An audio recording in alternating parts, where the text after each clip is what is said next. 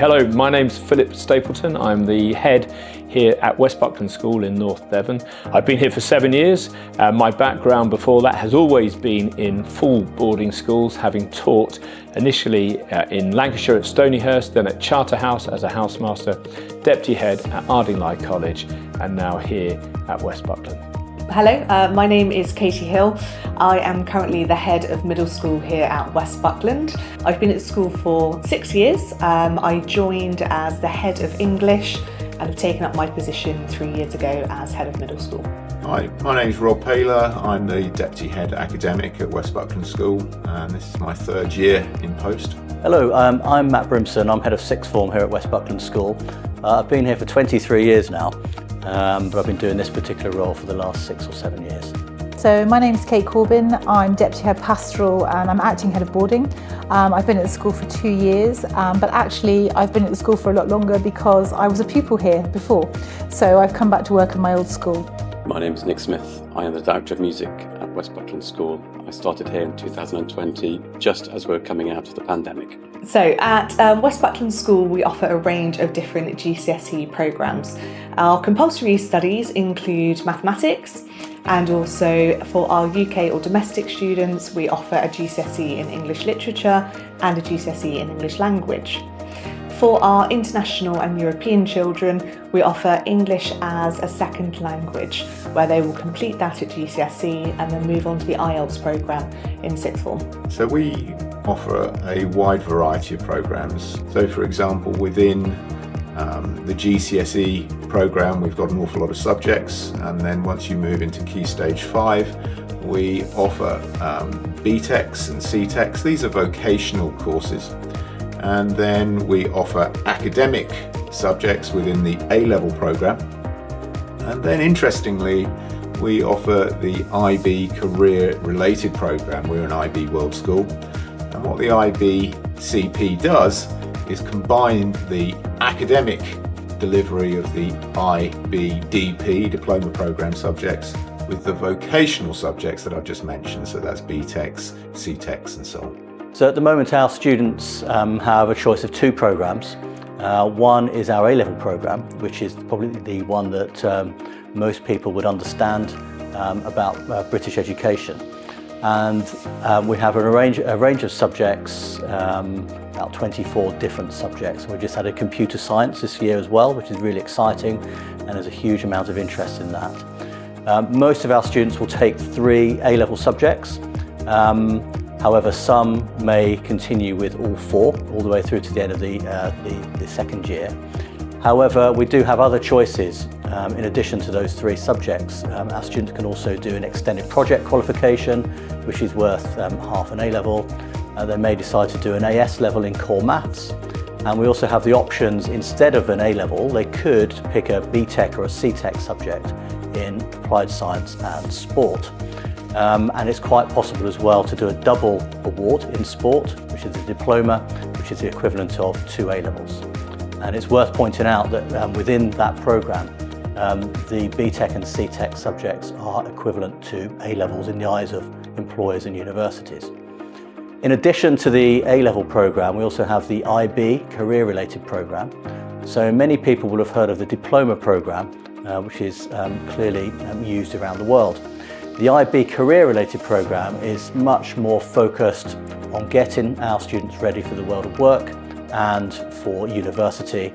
It's equivalent approximately to taking 3 subjects, and there are lots and lots of exciting options to take, particularly vocational subjects, where, for example, we're offering esports for the first time, in addition to other subjects such as digital music production.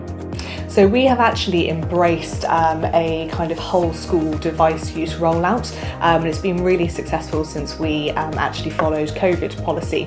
So essentially all children who join the school are issued with a Surface Pro or a Surface Go device, and essentially that has been really innovative for teaching and learning within the school, and also for children to move beyond the classroom to prep to extend their learning.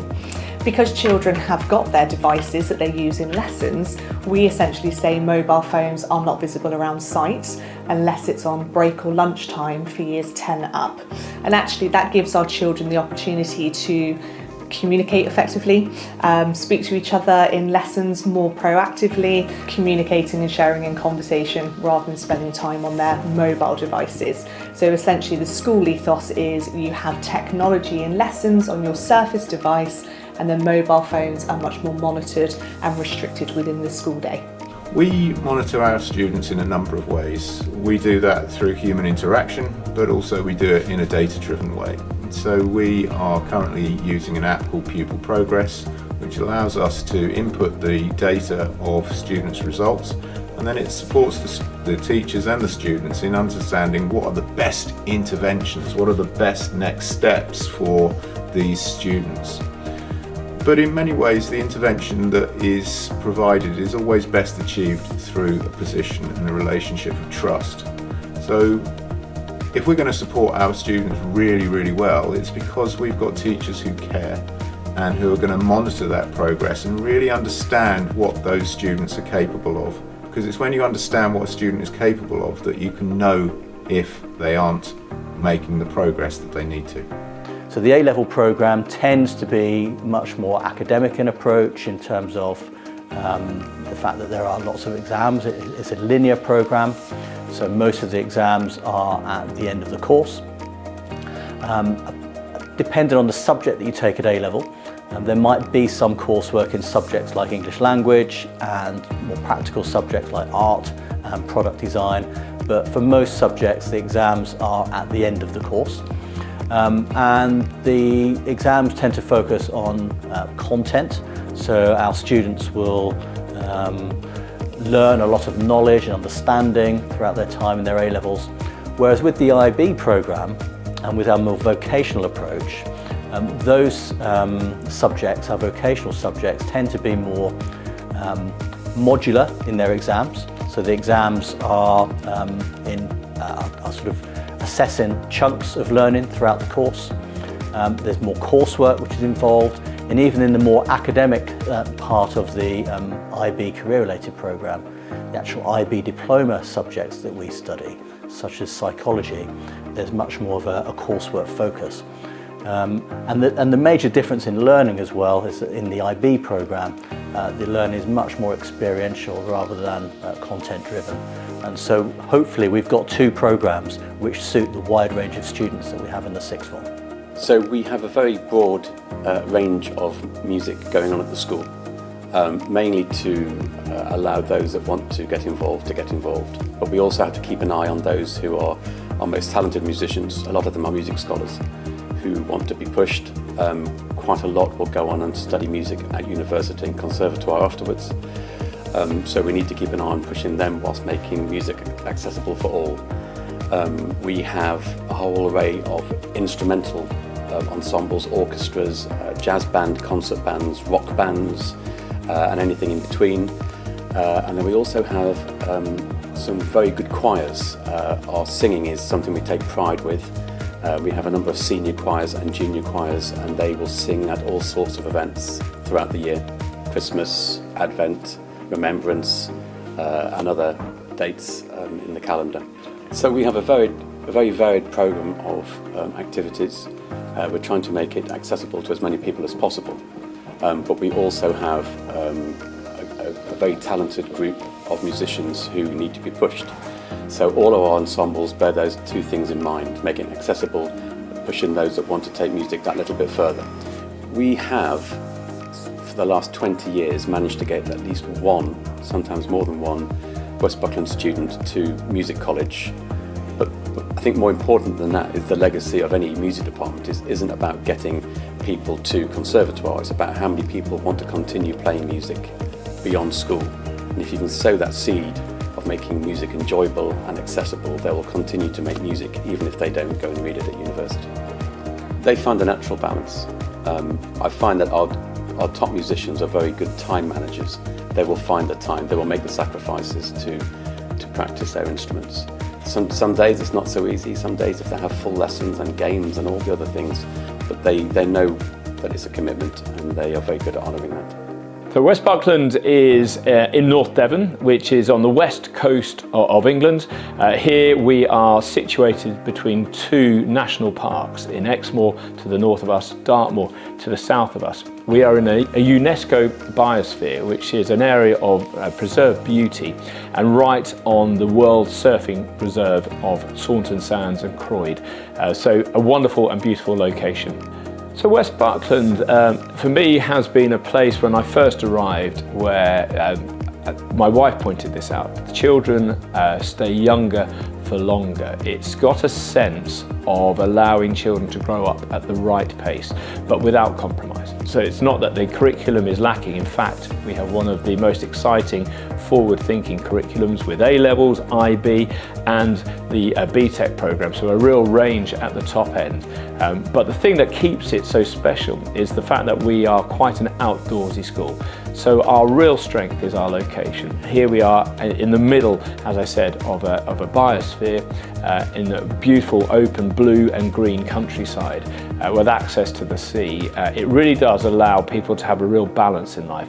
So we focus on who people become and allowing that journey to take its speed at the right pace. And we put a program of education in place, which is both academic and enrichment, to ensure that our children grow up to be the leaders of tomorrow. So currently we have about 60 international students from a wide range of countries. Our total student population has been 120 and 140 pupils at any one time. So we're approximately 50% international and 50% UK domestic. So I think sometimes for pupils that come from large urban environments, they come to our beautiful countryside setting and they find it very quiet. I've even had some say that it's too quiet to sleep. So we try to introduce them to the area, we take them to the coast, we take them into our local town and we help them orientate to there. And we also just try and introduce them to the fact that perhaps life in Devon is a little bit slower in pace than they're used to, but it's really conducive to a great studying environment. Also, sometimes obviously the language barrier can be an issue. So we have a really well-staffed English as an additional language department that will help them and can provide extra tutoring initially if they need it, probably to find out about some of the words that we use at school that they may not be familiar with.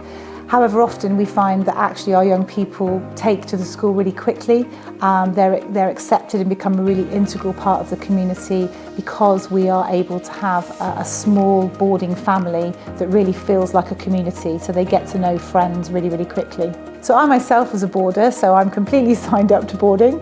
I think it promotes independence. I think it promotes some of the strongest friendships that I certainly made in my life. There's nothing quite like living with people. It's almost like having lots and lots of siblings. I think it helps you to be a flexible person. It helps you to cope with potentially small arguments better. I think you're much better equipped to go potentially to university or to living in a flat with many people. You have to learn to compromise. You have to be able to clear up after yourself and not perhaps leave it to mum or dad to do it. And I think generally it just makes you a really confident person because you're able to speak to the staff, you're able to problem solve, and you're just able to organise your own life more effectively. 有海外升學問題，即刻 WhatsApp 大地啦！